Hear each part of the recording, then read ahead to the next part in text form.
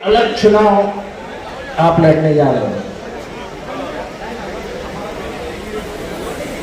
जो जोश हमारे पंतप्रधान मोदी जी के भाषण में उसके चेहरे पे दिखता था, वो रौनक खत्म हो चुकी है। क्योंकि आदमी झूठ कितने दिन बात करेगा। 2014 में उसने पागल बना दिया था लोगों को। हर बच्चे के मुंह पे था अब की बार मोदी सरकार। ये व्हाट्सएप हम लोग आज देख रहे हैं। आज मोदी ने 2014 में इसका इस्तेमाल करके सबको घर भेज दिया। करप्शन में बीजेपी का हाथ कोई नहीं पकड़ सकता, कोई नहीं, पर उनका करप्शन करने का स्टाइल अलग है, स्टाइल। अभी किसको इलेक्ट्रोल बॉन्ड्स मालूम है क्या था? मालूम है क्या? स्टेज पे बैठे हुए हमारे आमदार डॉक्टर जितेंद्र रावत साहब, कांग्रेस पार्टी के अध्यक्ष हमारे दोस्त विक्रांत चौहान साहब, मुस्लिम लीग समाजवादी पार्टी के हमारे आदिल भाई, उसके अध्यक्ष अल्तमस फैजी साहब, तमाम स्टेज पे डायस पे बैठे हुए हमारे दोस्तों, विक्रांत चौहान ने बहुत बात काफी कर दी है,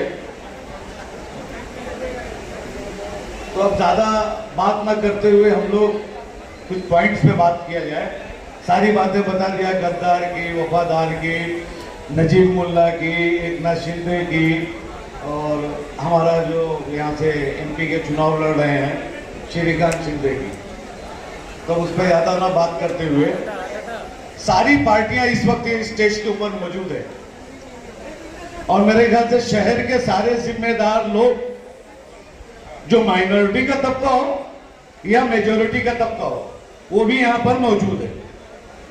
अब इसके बाद अगर 80 से 85% पोलिंग नहीं हुई तो आइंदा ऐसी सभा नहीं लेना चाहिए।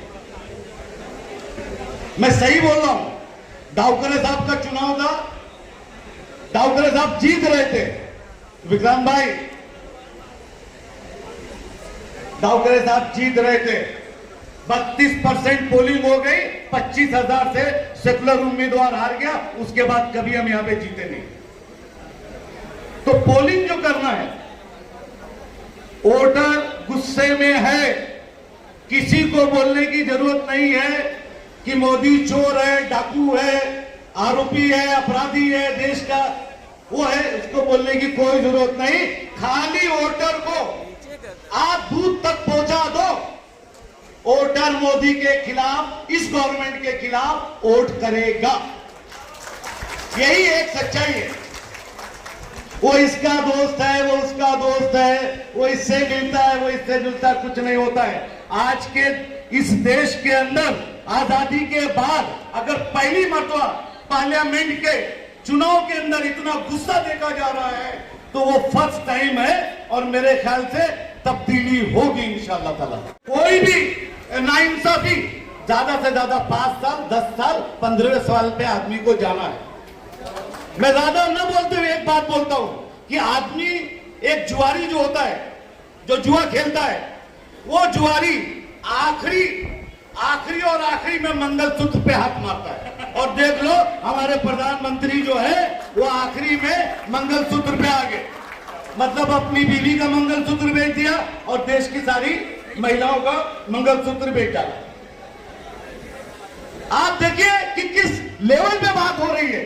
एक मुल्क का प्रधानमंत्री जो बोल रहा है कि देश को हमने आगे ले गए, हमने दुनिया में नाम किया, हमने दुनिया में नाम बताया, और उसका लेवल ये है कि अपने 10 साल के काम को ना बताते हुए हिंदू मुसलमान पाकिस्तान, हम तो उसके असली बेटे हमें हैं इस मुल्क के। क्योंकि जब कभी ऐसा होता है तो सिवाय मुसलमान को गाली देके इकट्ठा करने का काम नहीं होता। तो सच्चे देशभक्त हम मुसलमान हैं, क्योंकि हमारी वजह से तुम गाली देते हो और बेचारे मजलूम जो हिंदू है, जो बेचारा कहते हैं 8 करोड़ 10 करोड़ लोगों को, 80 करोड़ लोगों को खाना खिला रहे, एक देश के लोगों को भिखमंगा बनाया जा रहा है। 5 किलो राशन जो और बाकी बैल और सांड खा जाते हैं।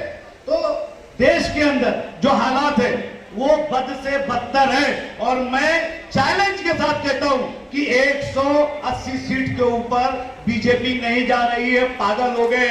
आप देखिए कि पवार साहब के ऊपर किस तरीके का गंदा कमेंट एक मुल्क का प्रधानमंत्री, जिसको अपनी बात करने का, लोकतंत्र के अंदर सबसे बड़ा लोकतंत्र हमारे भारत का है, और भारत का प्रधानमंत्री पवार साहब के ऊपर जिस तरीके की निचली टिप्पणी कर रहा है, तो इससे मालूम पड़ रहा है कि महाराष्ट्र में बयान उसको हारना है, चाहे इधर कर ले, चाहे उधर कर ले, चाहे हिंदू कर ले, चाहे मुसलमान कर ले, रुकने वाला नहीं है। एक बात बता देता हूं, गैस का सिलेंडर भरता है ना, तो 80 करोड़ पहले जो मेजोरिटी के लोग हैं वो 1000 रुपए का लेते हैं, तब माइनॉरिटी के हमारे लोग लेते हैं। तो तुम्हारे साथ हमारी चक्की है, तुम उनको परेशान कर, हमको परेशान करोगे, हमको परेशान करने में तुम 80 करोड़ लोगों को परेशान करोगे। तो अगर वो 80 करोड़ के लोगों को समझ में आ गया है कि गैस बाटले में ही अच्छी लगती है, नाली के अंदर से आने से नहीं अच्छी लगती है, तो मैं आपसे एक ही अपील करना चाहता हूं कि जितने लोग हैं, जहां हैं, जिस जगह पे है, वैसे तो वसीम सैयद बहुत ज्यादा व्हाट्सएप कर ही चुका है, बहरहाल तो मैं एक ही बात बोलता हूं कि सारे लोग मिलके अगर कायदे से, इत्मीनान से और मोहब्बत से, हर बिल्डिंग का चेयरमैन, हर बिल्डिंग के गली के लोग अगर अच्छी वोटिंग कर दे, तो मेरे ख्याल से, मेरे को ऐसा लगता है कि अब की बार चुनाव जो है वर्कर नहीं लड़ रहा है, पर पार्टी नहीं लड़ रही है, पब्लिक लड़ रही है। पब्लिक, ये पब्लिक का करंट है, और पब्लिक जब करंट पे आ गई तो इंशाल्लाह ताला मरना पक्का है। जय हिंद, जय भारत। यहाँ पे हमारे बड़े लीडर है, हमारे पास बहुत वक्त है और बहुत सभाएं, इंशाल्लाह ताला हम सब जो लोग हैं वो आने वाले वक्त में हर मुद्दे पे बात करेंगे। लेकिन ये इलेक्शन मेंबर ऑफ पार्लियामेंट का है, देश पे राजनीति किस करवट लेगी और अगर कौन सी पार्टी जीती तो उसकी विचारधारा क्या है, उस पर बात होना चाहिए। मैं अपनी तरफ से सभी लोगों को यही कहूँगा कि 20 तारीख को बाहर लेकर के बड़ी तादाद में वोट करें और हमारी कैंडिडेट जो इंडिया अलायंस की कैंडिडेट, उनकी निशानी मशाल है, उसको वोट करें। हमारे बड़े लीडरों को बोलना है, इसीलिए मैं चाहूँगा कि वो आके बोले। अस्सलाम वालेकुम।